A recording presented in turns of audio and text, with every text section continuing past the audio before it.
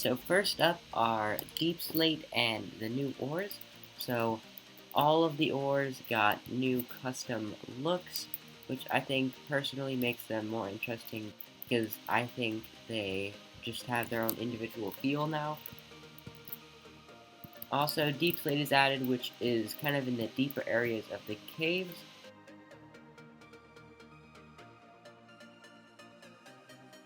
And each ore has its own Deep Slate variant as well, so you can find these variants in the Deep Slate areas.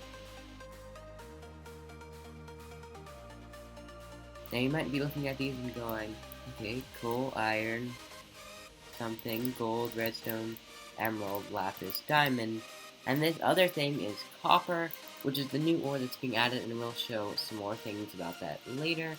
But that's what they look like. I think they're pretty interesting. Let's move on to the next part. There were a lot of blocks added. A lot of them were the deep slate variants with smooth deep slate, cobbled deep slate, walls, stairs, slabs, all of that.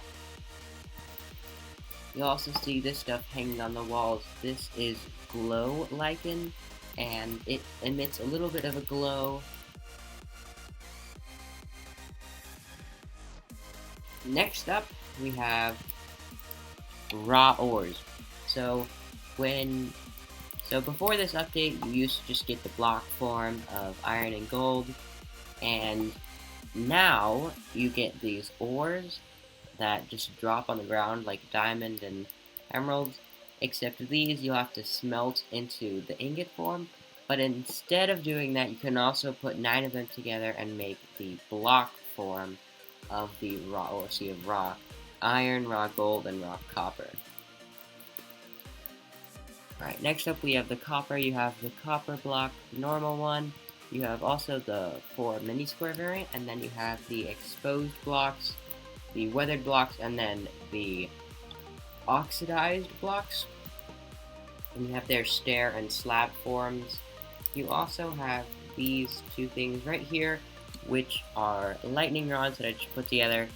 I will show how those work and how you can kind of use them later on in the video, so stay tuned for that. But that's a lot of the copper. There's a waxed form, but I'm not going to be showing that because it's just so much and it's not helpful. Alright, next we have the amethyst geodes.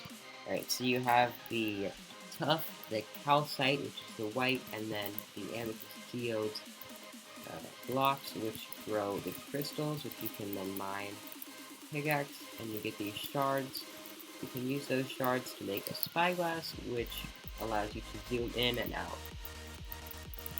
Next up, if we go up these stairs, we have this platform which has the tinted glass, which allows you to see through it but does not allow light to go in, or out, and this means you could put it around yourself in broad daylight and it would be dark inside.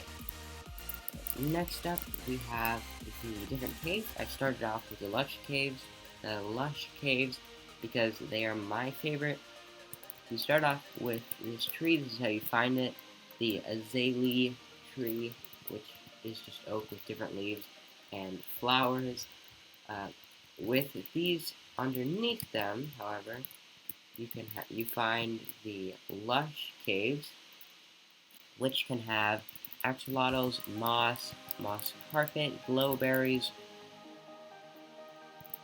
hanging roots, and spore blossoms. These are all super interesting, and I think that this is definitely my favorite caves. You can also have drip leaves, which you can actually walk on top of.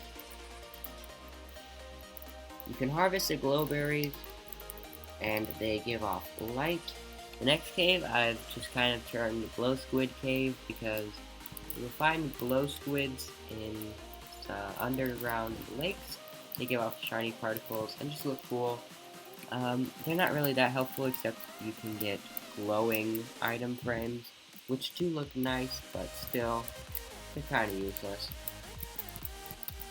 Next up, we have the candles, which you can also put on top of cake and you can light them up. They're pretty interesting, but they don't really do that much. The final cave, we have the dripstone cave, which you can get damaged upon, and you can harvest them and make traps with them. I think this will be an interesting way to kill different mobs, maybe make a mob farm or something. So this will be interesting to see what happens with those. Alright, now onto the miscellaneous stuff. We have the you can now put lava in cauldrons as well as powdered snow in cauldrons, and you can get powdered snow in a bucket, which allows you to MLG in the nether like you would with water, except it's powdered snow, I guess. Somehow that makes sense. We also have the goats, which can headbutt entities, and they can jump really far. That's about it for the video. Please like and subscribe and comment on what your favorite part was, and I'm going through my interdimensional portal now.